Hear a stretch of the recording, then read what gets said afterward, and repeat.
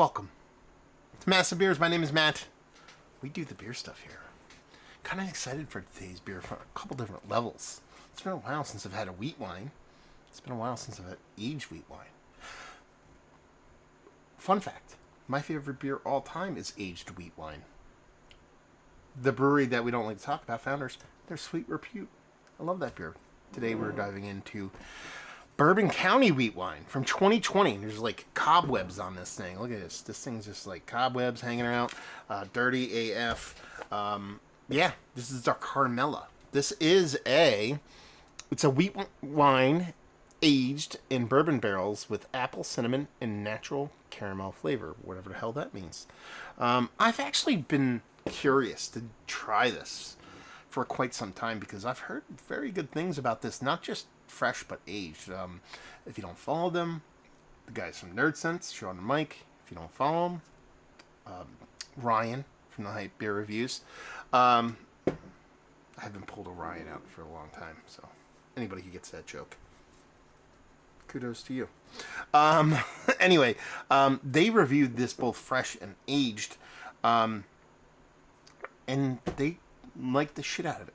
And the problem with that is that I don't like messing with Bourbon County variants. Not because I don't believe in their taste.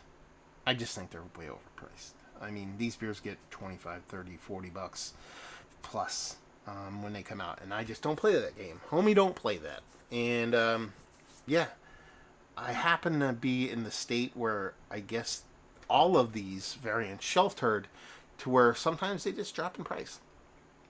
I was in a area that I never go to. I don't know what county it even is. Summit, New Jersey.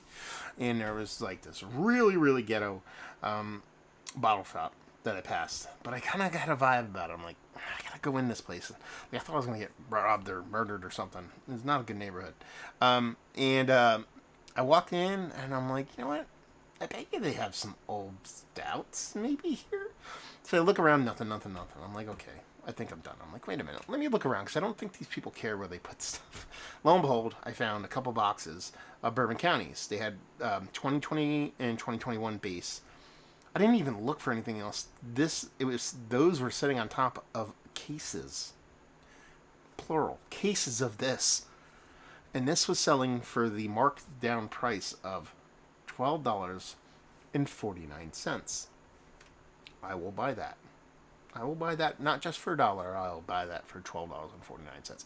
I think it originally retailed anywhere between $25 to $30 when it originally came out. To me, that price point is silly. I've talked for 3 minutes now, and I haven't even talked about the beer. How about we do that? We already read what it's about. It's 14.5%. It was bottled on the 2nd of September, or September 2nd. Yes, no, September 25th. Wait.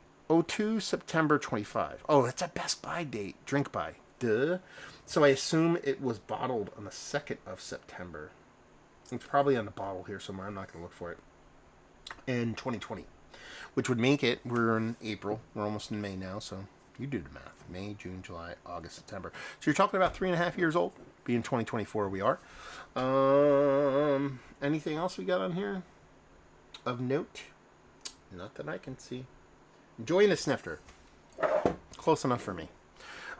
This is probably perfect temp. It wasn't sitting in my fridge all that long. I had it in my cool bag when I was driving home, and it sat in my fridge for probably half an hour or so. That's how chomping at the bit I was to get into this sucker. So I'm guessing it's in the mid-50s, and they talk about, did they give you a temp on here? Larceny bourbon barrels, that's what this comes in. I could have sworn to give you drink at blah blah blah temp on this thing. I'm guessing it's around 55 degrees, which is probably spot on for this. So just a skosh. Oh, okay. Oh no, that'll fit. That's the one thing I like about the Bourbon County bottles. Besides their design, I think they're one of the smarter designs when it comes to beer. Yeah, I mean, I love the old 12-ounce bottles, but there's no missing Bourbon County. Is that they don't use oversized caps on them, so my little sealer here that I can use on them. So I appreciate that. That looks like the way I want barley wine / wheat wine to look. I mean, wheat wine tends to be quite a bit more pale than base barley wine. So this is coming off really nice looking color wise. Definitely like kind of like you want to put a little extra couple scoops of iced tea mix in your iced tea to make it a little bit more sweet as a kid. That's kind of what this looks like exactly. So extra iced tea mix in this sucker as far as looks goes. Had a halfway decent head on it. Dissipated pretty quickly, but if I give it a little bit of whirl, you can see we get a head back on here, and the head's coming off definitely like a kind of khaki, eking towards maltball kind of color. And just has this soft, subtle, I'll say it, doo-doo water-esque kind of haze to it. And I'm here for it. I'm absolutely 100% here for it. So it definitely has the part. So you're talking about apple, cinnamon, and whatever natural caramel flavors mean. Caramel. Is that going to stick around? I would imagine. If not anything, this beer is going to develop some caramel flavors over time. So it might meld and just come off a bit more robust in the caramel sense of things. Cinnamon. That can die pretty quick. It ends up being a lot like hops, to where you can get some of the base kind of spiciness of cinnamon, but not the actual cinnamon flavor that sticks around. So I'm curious to see whether that plays. An apple, depending on what they did here, can stick around, might not stick around. I mean, they pasteurize these, but you're talking about something that could be a fermentable sugar. I don't know what's going on here. Obviously, it didn't ferment it, poured neutral for a certain extent, as it was carbonated at the beginning, I guess you'd say. So I'm curious. Let's just dive into the nose and see where we get.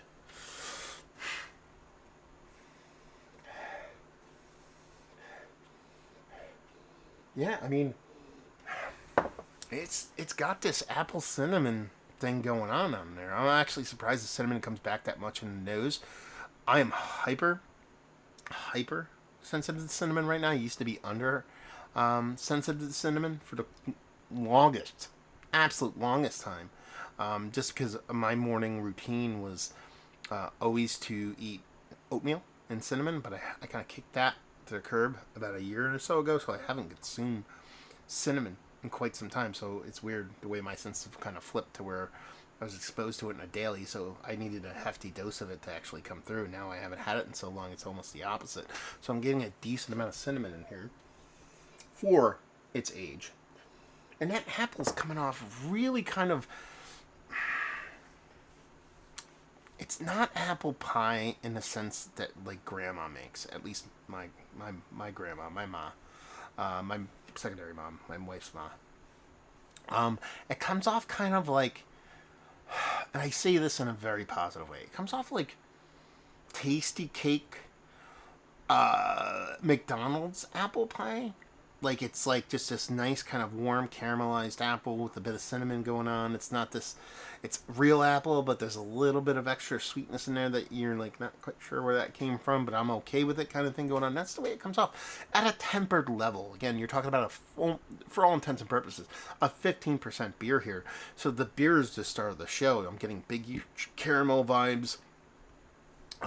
Like sugar daddy vibes, just as bursting at the seams, kind of rich, decadent, aged candy kind of vibes, English style, treacly kind of candy kind of vibes. But you get that apple, you get that cinnamon on the other end of things, a nice dose of vanilla, so hopefully there's a bit of barrel character going on here. And honestly, the spirit is kind of a third or fourth player in my mind. I think it's way more present in the actual beer. I think it actually shows itself. But I think the beer is such a beast, and I think the adjuncts were so showy, but still are present, that it's just keeping up with that spirit. It's not so much that it's trumping it and just pushing it by the wayside. It's still, they're still showing and proving the beer and the adjuncts in this thing. So yeah, I couldn't tell you anything about larceny bourbon. Couldn't tell you pretty much about any kind of bourbon. But man, nice bourbon character on top of that kind of like McDonald's apple pie thing. On top of this big, rich, decadent, wheat winey deliciousness. Not gonna lie to you, this smells pretty awesome.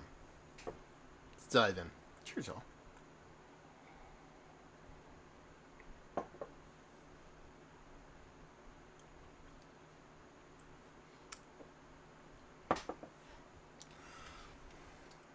That's good. It's boozy. It's boozy. It's a 15% barrel aged beer. Let's not get too hung up on boozy, but it is boozy. I'm really curious to see what the sucker was like when it originally came out.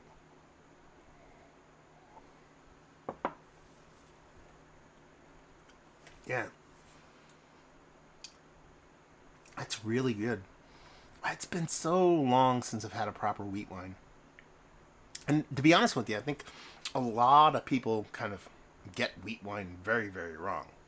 Um, they tend to be overly sweet, or they tend to be just not like they tend to be. It sounds horrible.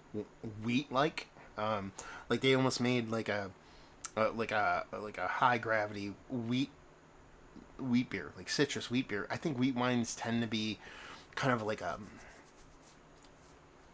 don't know. They're like it's like barley wine light, almost to a certain extent, literally, when it comes to the malt bill on it. And that when they're done right, or should I say, when they're done the way I like them, they tend to be kind of like English barley wines, but with a much not as rich, not as dark kind of malt bill, which kind of makes sense if you're dealing with a wheat base as your malt, as opposed to Maris Otter or something along those lines.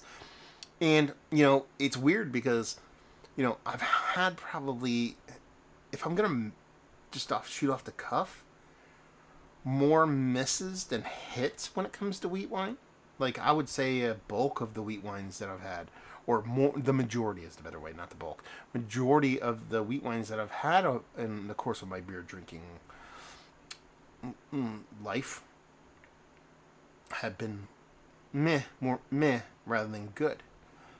But when they're good, they are some of the best beers I've ever had.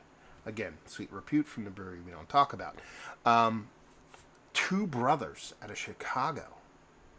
I had a wheat wine from them. I couldn't tell you the name of it. Absolutely blown away by it. I reviewed it on the channel, so if you just type in Two Brothers, it's probably going to pop up. This is up there.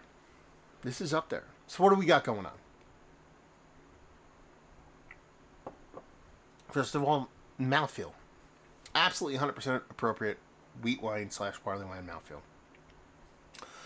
Icky sticky. Stops short of being like dense syrupy, but it has some of those characteristics going for it. But you're drinking something of heft, something of purpose. Taste. And we'll break it in the sections here. The beautiful thing about this beer, and I think that's true for all really well done big barrel aged beers that have age on them, they've coalesced, they've come together, and they're working in concert. But if we break it down to its components, the spirit here, you're obviously drinking something that's barrel aged. You call it whiskey, you call it bourbon. I'm not going to sit here and say this is definitely bourbon. It's whiskey. It could be Canadian whiskey. I think the whiskey portion show here is meaningful. Brings a ton of vanilla to the flavor, to the table, in form of flavor.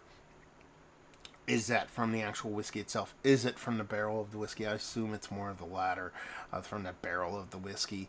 But it definitely brings that portion of the show. There is a soft, dryness to it. I know it's very, very sweet, but there's this kind of dry finish on it. It's probably a combination of alcohol evaporation in combination with oak tannin, which I really appreciate, since there's not much as far as bittering here goes. That alcohol evaporation in combination with those oak tannins act as like a hopping, act as that temper to that sweetness. With that vanilla, maybe a little bit of charriness in the barrel, nothing too crazy, but it's definitely there. And then you start to eke towards the showier parts of the beer. Actually, I should probably rewind that. I think the adjuncts, I think that apple, I think the cinnamon, I think they've obviously lost luster, and they're probably a little bit behind the spirit and barrel at this point, but they're there. They're unmissable. The weird part of the show here is the caramel, which I think at this point has fused with the actual malt bill of this beer and has become almost like an MSG dose to this beer, to where it's like, okay, the best thing we can have with a wheat wine slash barley wine is have it to go from burnt brown sugar to caramel to sugar daddy, and I think we all agree we want to end up at raisinets. This is very much in that sugar daddy realm, and I think the caramel has a lot to play with that. I think the barrel aging, I think the time on the beer, those 3.5 years, definitely play a part. But I think when they take all three of those and combine them together, they work really, really well. So you're talking about this malt bill, this wheat wine malt bill, that has morphed itself into something a bit more like a lighter version of an English barley wine. As far as color and grain, and I'm talking about ABV, we're talking about 15% here. It's a really, really good beer. It's a really good beer. And this is where my, like, kind of little personal faux pas when it comes. Is that a correct word to use there? Probably not. Faux pas when you mess up. Idiosyncrasy might be a better way to put it. Of paying the price of what these beers are.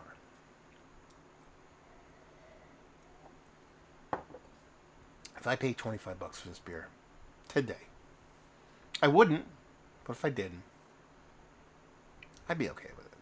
I would. Not gonna lie to you. I wouldn't buy it a ton. Maybe I'd buy another one to see how it ages super long haul. But I don't know.